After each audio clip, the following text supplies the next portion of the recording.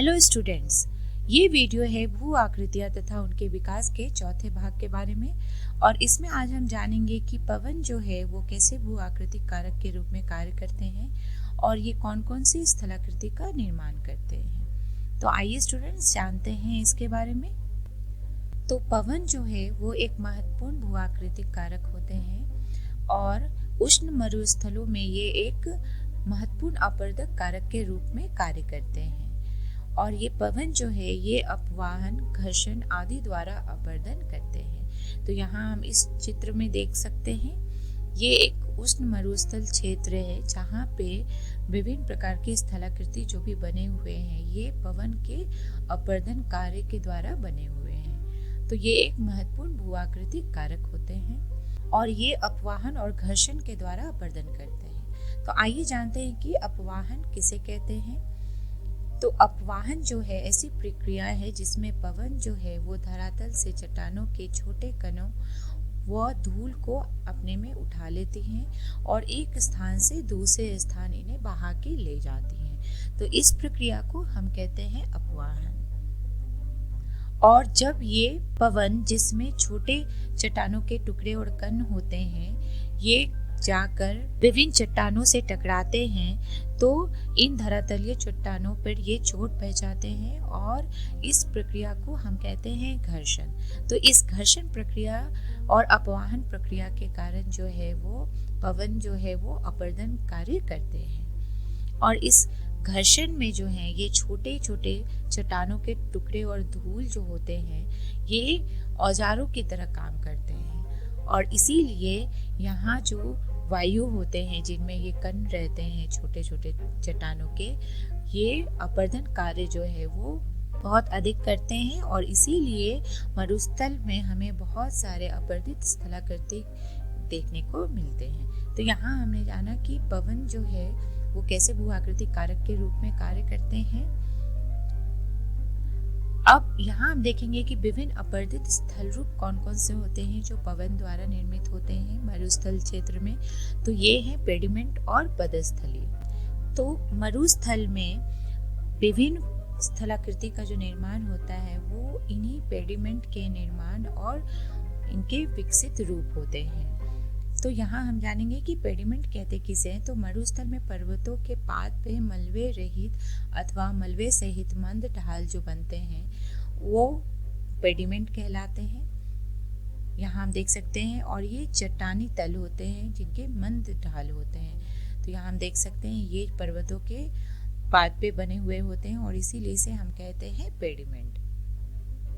और मरुस्थल में जो भी स्थलाकृति बनते हैं वो इन्हीं पेडिमेंट के निर्माण और विकास पे निर्भर करते हैं। और इसका निर्माण जो है पर्वतीय अग्रभाग के अपवर्तन, मुख्यतः सरिता के क्षैतिज अपवर्तन व चादर पहाड़ दोनों के संयुक्त अपवर्तन से होता है। आइए अब हम देखते हैं दूसरा अपवर्तित स्थल रूप।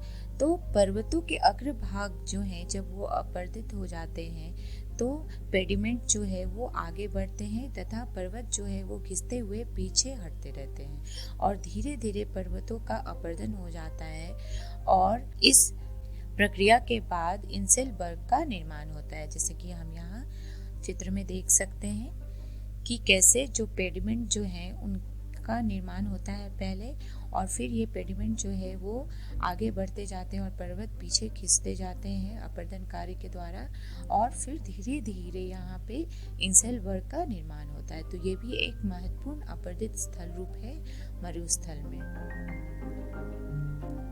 यहाँ हम इस चित्र में भी देख सकते हैं और ये कुछ नहीं बल्कि पर्वतों के अवशिष्ट रूप होते हैं जो अपवर्तन के बाद जो कठोर भाग बच जाते हैं पर्वतों के अवशिष्ट रूप होते हैं ये इंसेलबर्ग। इस प्रकार जो मरुस्थलीय प्रदेश में एक उच्च धरातल आकृति विहीन मैदान में परिवर्तित हो जाते हैं जिसे पेडिप्लेन या पदस्थली कहते हैं। तो यहाँ हम देख सकते हैं कि कैसे पेडिमेंट बने पहले, फिर धीरे धीरे पेडिमेंट का विस्तार होते गया और उसके बाद इंसेलबर्ग का निर्माण हुआ। और ये इंसेलबर्ग जो होते हैं वो पर्वतों के विशिष्ट भाग ही होते हैं और उसके बाद धीरे धीरे पूरे क्षेत्र जो है वो एक मैदान के रूप में बदल जाते हैं और इसी मैदान रूपी स्थल रूप को हम कहते हैं पेडिप्लेन या पदस्थली। अब हम जानेंगे दूसरा महत्वपूर्ण अपर्दित स्थल रूप, तो ये है प्लाया। तो मरुस्थल में उथली झील को हम प्लाया के नाम से जानते हैं, जैसे हम यहाँ देख सकते हैं।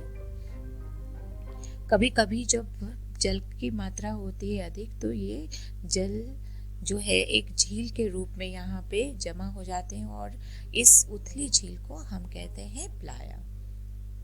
और ऐसे प्लाया मैदान जो लवणों से भरे होते हैं उसे कल्लर भूमि या क्षारीय क्षेत्र कहते हैं। तो ये भी एक महत्वपूर्ण अपर्दित स्थल रूप होता है जो बनता है मरुस्थल में।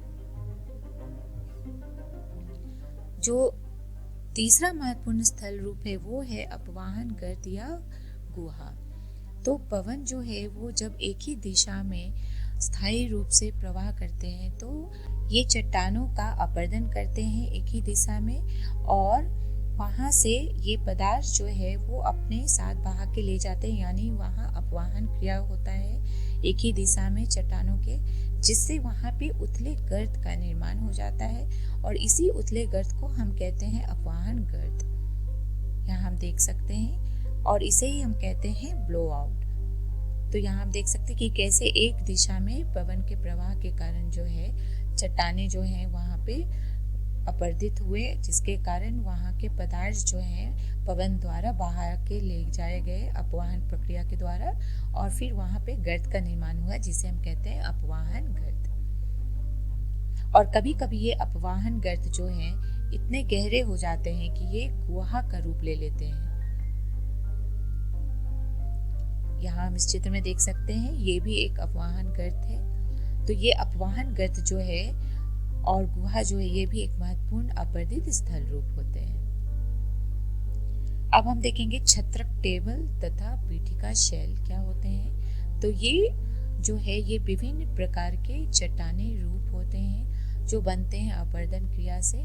तो जब चट्टानों का पवन अपवहन और अपघर्षण द्वारा काटना होता है तो कुछ प्रतिरोधी चट्टाने जो बच जाते हैं वो छत्रक के रूप में दिखते हैं ये चट्टाने, और इसी बचे हुए जो चट्टाने होते हैं छत्रक के रूप में उसे हम कहते हैं छत्रक चट्टाने, जिसे हम मशरूम रॉक भी कहते हैं। जैसा कि हम इस चित्र में देख सकते हैं ये छत्रक चट्टाने हैं और कभी कभी इन छत्रक चट्टानों के आधार जो हैं वो पतले और ऊपरी भाग जो हैं वो विस्तृत टोपी के आकार के या मेज के आकार के होते हैं। तो इसे हम कहते हैं टेबल शेल। तो यहाँ हम देख सकते हैं ये जो है टेबल शेल के रूप में है और इन्हीं चट्टानों का जब रूप पीठिका के रूप में हो जाता है तब वो कहलाते हैं पीठिका शेल। तो ये हैं विभिन्न प्रकार के चट्टानों के रूप जो बनते हैं अपर्दन कार्य से। अब हम देखेंगे कुछ महत्वपूर्ण निक्षेपित स्थल रूप जो बनते हैं मरुस्थल में पवन द्वारा। तो ये है बालू टीबे। तो बालू टीबे जो हैं वो रेगिस्तान में पाए जाने वाले रेत के टीले होते हैं और ये विभिन्न प्रकार के रेत के टीले पाए जाते हैं मरुस्थल में। तो जैसा कि हम इस चित्र में देख सकते हैं यहाँ पे हम देख सकते हैं कि ये जो बालू टीबे हैं इन्हें हम कहते हैं चंद्राकार टीबे, जिसे हम बरखान भी कहते हैं। तो ये एक प्रकार के बालू टीबे होते हैं और चूंकि इनका जो आकार है वो चंद्राकार होता है इसीलिए इसे हम कहते हैं चंद्राकार टीबे या बरखान। और यहाँ हम देख सकते हैं कि इनकी भुजाएं जो है वो पवन की दिशा की ओर खुली होते हैं, जैसा कि हम यहाँ पे देख सकते हैं। और कभी कभी रेतीय धरातल पे जब आंशिक रूप से कुछ वनस्पति पाए जाते हैं तब वहाँ पे जो बालू टीबे का निर्माण होता है उसे हम कहते हैं पैराबोलिक ड्यून्स या पैराबोलिक टीबे। आइए अब हम देखते हैं कुछ और प्रकार के बालू टीबे। तो जब रेत की आपूर्ति कम होती है और पवन की दिशा जो है वो अस्थायी रहती है तो अनुदैर्ध्य टिब्बे का निर्माण होता है, जिसे हम लीनियर ड्यून्स भी कहते हैं। यहाँ हम देख सकते हैं ये जो है अनुदैर्घ्य टिब्बे होते हैं। और जब प्रचलित पवनों की दिशा के समकोण जो बालू टिब्बे का निर्माण होता है, तो ऐसे बालू टिब्बे को हम अनुप्रस्थ टिब्बे कहते हैं, जैसा कि हम इस चित्र में देख सकते हैं। और इनका निर्माण जो है वो पवनों की दिशा के समकोण बनते हैं। तो ये थे विभिन्न प्रकार के बालू टिब्बे जो बनते हैं निक्षेपण कार्य के द्वारा। तो इस वीडियो में हमने सीखा कि पवन जो है वो भू आकृतिक कारक के रूप में कैसे कार्य करते हैं और कैसे अपवर्तन और निक्षेपण कार्य करते हैं, और इनके द्वारा निर्मित विभिन्न अपवर्तित और निक्षेपित स्थल रूप कौन कौन से होते हैं। संदर्भ के लिए हम देख सकते हैं एनसीईआरटी बुक भौतिक भूगोल के मूल सिद्धांत।